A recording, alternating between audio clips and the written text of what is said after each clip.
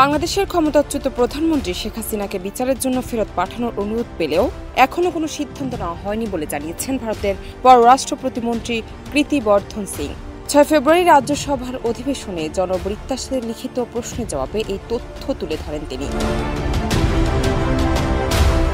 কেউ না বুঝলেও আমরা আপনার প্রয়োজন বুঝি, আর তাই তো অত্যাধুনিক ফিচার সম্বলিত বিভিন্ন সাইজ আর কালারের ২৫০টিরও বেশি ডিজাইন অপশন নিয়ে ওয়ালটন স্মার্ট ফ্রিজ বোঝে আপনার প্রয়োজন।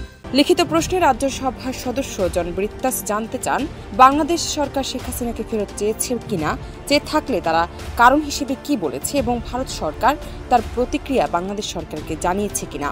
জবাবে কীর্তি বর্ধন বলেন, বাংলাদেশ সরকার শেখ হাসিনাকে ফেরত চেয়েছে। কারণ হিসেবে তারা বলেছে, দেশ ছাড়ার আগে শেখ হাসিনা বিভিন্ন অপরাধ করেছেন। তবে এ বিষয়ে ভারত সরকার বাংলাদেশকে কোনো সিদ্ধান্ত এখনো জানায়নি। গত ৫ আগস্ট আওয়ামী লীগ সভাপতি শেখ হাসিনা ভারতে পালিয়ে যাওয়ার পর থেকে সেখানেই আছেন। তাদের দলের জ্যেষ্ঠ নেতাদের কয়েকজন গ্রেপ্তার হলেও বেশিরভাগই এখন আত্মগোপনে। এর মধ্যে ছাত্র জনতার আন্দোলনের বিরুদ্ধে আওয়ামী লীগ সরকারের চালানো দমন পীড়নকে গণহত্যা বিবেচনা করে আন্তর্জাতিক অপরাধ ট্রাইব্যুনালে শেখ হাসিনা সহ অন্যদের বিচারের উদ্যোগ নিয়েছে অন্তর্বর্তী সরকার। এর মধ্যে শেখ হাসিনা তার পরিবারের সদস্য আওয়ামী লীগের নেতা সহ ৪৫ জনের বিরুদ্ধে গ্রেপ্তারি পরোয়ানা জারি করেছেন ট্রাইব্যুনাল। জান্নাত টিপু, দেশ রূপান্তর।